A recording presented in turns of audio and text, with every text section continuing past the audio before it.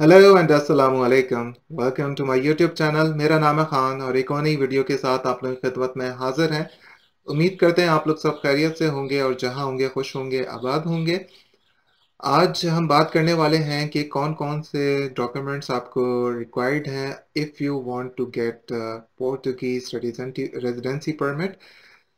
तो सबसे पहले वो लोग जो लोग मौजूद हैं गल्फ कंट्रीज़ में और काफ़ी टाइम से जो है वो वहाँ पे काम कर रहे हैं और यहाँ पर आना चाह रहे हैं पुर्तगाल। तो आप लोगों के लिए है कि अगर आप जो है वो लास्ट 1 साल से जो है वो गल्फ कंट्रीज़ में काम कर रहे हैं या मलेशिया वगैरह कहीं पे भी आप काम कर रहे हैं और आप पुर्तगाल आना चाहते हैं, तो आप वहाँ से जो है कोशिश करें कि आप अपना पुलिस कैरेक्टर सर्टिफ़िकेट लाज़मी ले लें। वो पुलिस कैरेक्टर सर्टिफिकेट आपका 6 मंथ्स वैलिड होता है। अगर तो आप डायरेक्टली जो है वो लास्ट 6 महीने 1 साल से जो है वो अपने कंट्री में है यानी कि या किसी भी कंट्री में आप चाहे स्टडी वीज़ा पे आए हुए हों जर्मनी या फिर ऑस्ट्रिया, किसी भी कंट्री में आप हैं, लास्ट 1 साल आपने जहाँ गुज़ारा है, वहाँ का आपको पुलिस कैरेक्टर सर्टिफिकेट चाहिए। वो सबसे ज़्यादा ज़रूरी इसलिए है क्योंकि यहाँ पे जो डॉक्यूमेंट्स की रिक्वायरमेंट है वो ये है सबसे पहले कि एक आपका होम कंट्री जहाँ से आपको पुलिस कैरेक्टर सर्टिफिकेट चाहिए होगा और सेकंड वो जहाँ पे यानी कि सेकंड कंट्री जहाँ पे आप लास्ट 1 साल से मौजूद हैं। वैसे तो 6 महीने से ही मौजूद हों तो उसका भी कभी-कभी माँगा जाता है, लेकिन आई प्रेफ़र कि अगर आपको 6 महीने से ज़्यादा हो चुके हैं किसी दूसरे कंट्री में तो आपके होम टाउन यानी कि आप की फ़ैमिली जहाँ पे रहती है वहाँ का आपको जो है चाहिए होगा पुलिस कैरेक्टर सर्टिफ़िकेट। जहाँ पे आप अभी मौजूद हैं वहाँ का पुलिस कैरेक्टर सर्टिफ़िकेट चाहिए होगा। ये 2 डॉक्यूमेंट्स आपको लाज़मी रिक्वायर्ड होंगे यहाँ पे। जब आप यहाँ पर आते हैं तो वो सारी चीज़ें आपको कन्वर्ट करानी पड़ती हैं और यानी कि पुर्तगीज़ लैंग्वेज में और उसको अटैच करवाना पड़ता है, वो सारे काम हो जाते हैं, कोई इतना मसला नहीं है।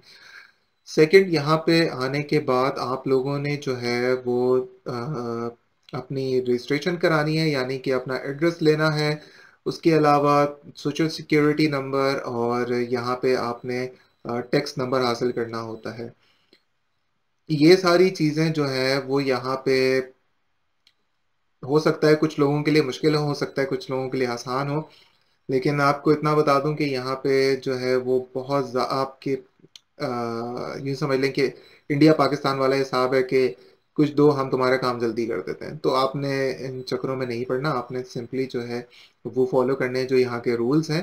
प्रॉपर चैनल से आप यहाँ पे अपने पेपर्स बनवाइए और ये 3 डॉक्यूमेंट्स आपको चाहिए होंगे यानी कि यहाँ की रजिस्ट्रेशन जो कि आपका एड्रेस होता है, उसके अलावा सोशल सिक्योरिटी नंबर चाहिए होगा और टैक्स नंबर चाहिए होगा।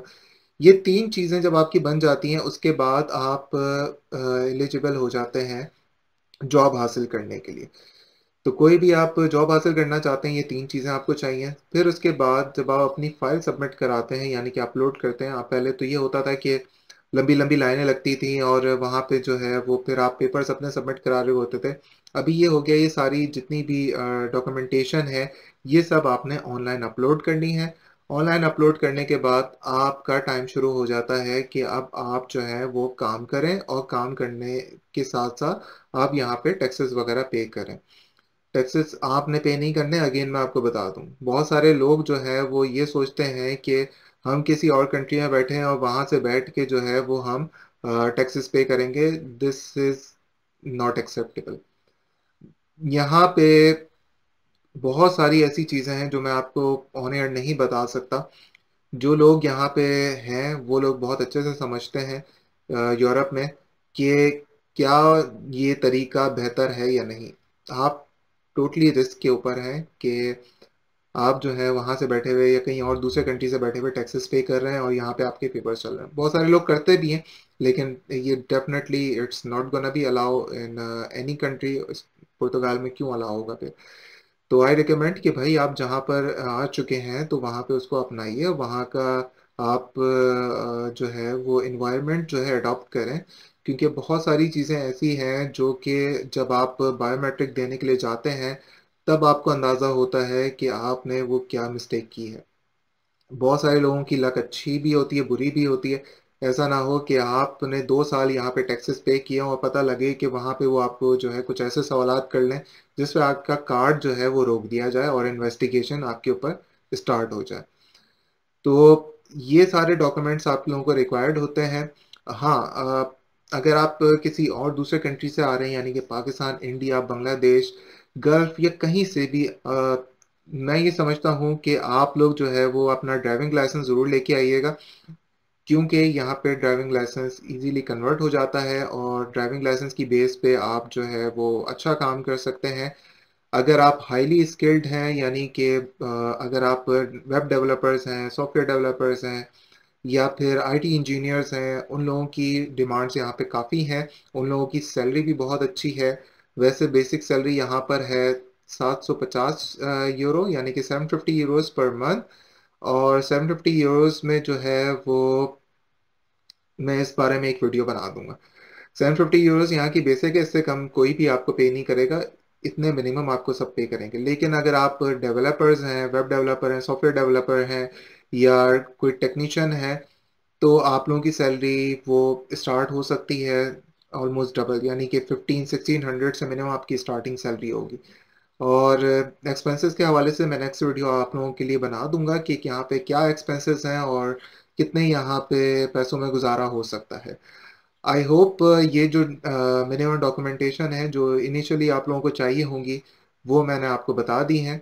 और फिर भी कोई आप लोगों के जहन में सवाल हो, आप मेरे कमेंट बॉक्स में बता सकते हैं, पूछ सकते हैं। I will definitely guide you. मिलते हैं आप लोगों से नेक्स्ट वीडियो में। टेक केयर, अल्लाह हाफिज़, बाय बाय।